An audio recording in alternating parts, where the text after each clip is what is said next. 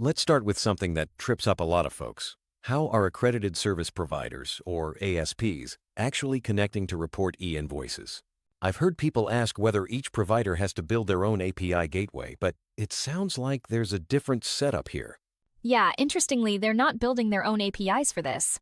Instead, ASPs use the Peppol AS4 protocol to report invoices, so everything flows through the official Corner 5 access point, which is sort of like the central hub for data. So, no custom APIs, just the standardized Peppol AS4 method?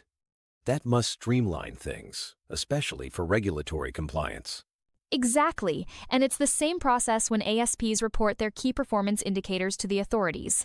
By standardizing with Peppol AS4, everyone speaks the same technical language, which is honestly a relief for IT teams who've seen messy integrations before. Now, I know some people hear e-invoicing and assume it's just uploading a spreadsheet somewhere, but there's a bit more structure, right? Absolutely, it's not just swapping raw data files. The invoice goes from seller to buyer through an accredited service provider, and it has to be in XML format. Plus, the ASP is responsible for reporting that same data to the tax authority, the FTA. So, it's a two-pronged process, facilitating the transaction between businesses and making sure the regulator gets a copy too. Makes sense, especially for transparency. Right, and doing it through ASPs ensures the data is properly formatted and validated before it ever reaches either party. I see it as adding a layer of quality control to the whole exchange. That actually reminds me, if you're a business trying to get ready for e-invoicing, what's on your checklist?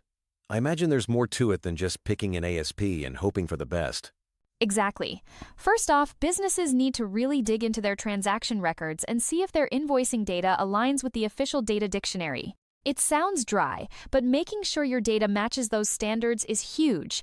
And once you've got your data squared away, you're waiting for the ministry to publish the list of accredited service providers, right?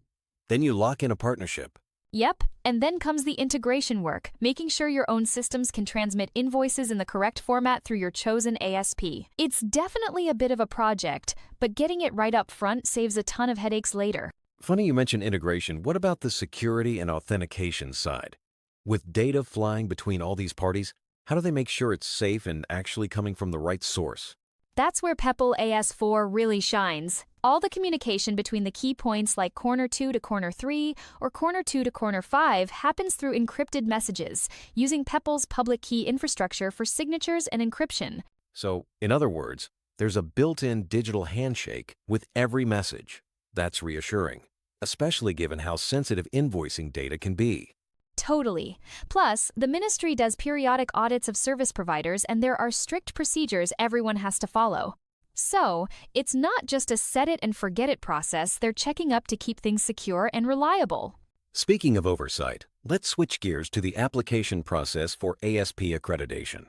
Is there a tight deadline for providers to apply, or is it more flexible? There's actually no deadline. Service providers can apply whenever they're ready. But if they're asked for extra documents and don't respond within 30 business days, their application gets rejected, and they have to start over from scratch. That's a pretty firm rule. What about the documents themselves do? All applicants need specific certifications.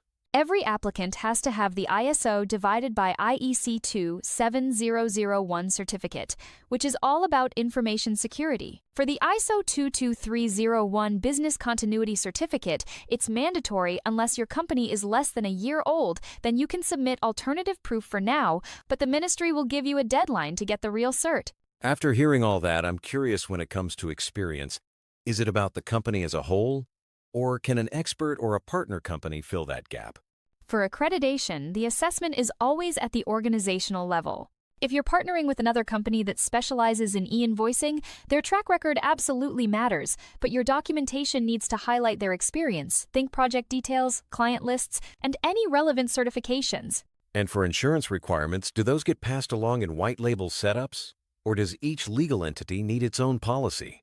The insurance has to sit with the legal entity actually applying for accreditation. So, even with white label solutions, you can't just transfer the policy. It's all about protecting the party that's officially handling the service. One last thing. Are ISO credentials transferable if a group launches a new subsidiary? Interesting point, the ISO 27001 certification can move with the e-invoicing product itself, but the ISO 22301 business continuity cert always stays with the legal entity providing services for UAE customers. It's a subtle but important distinction. With all these moving parts, I bet people are worried about new requirements popping up out of nowhere. How do applicants keep up with any changes? That's a fair concern, but the Ministry of Finance has committed to publishing all updates on the Service Provider Accreditation Portal. If anything changes, that's where it'll show up first, so it pays to check in regularly. So, essentially, staying on top of the official portal is the best way to avoid surprises. That's reassuring for anyone trying to keep their application on track. Completely agree. With a bit of vigilance and the right documentation, businesses can navigate the process smoothly even as requirements evolve over time.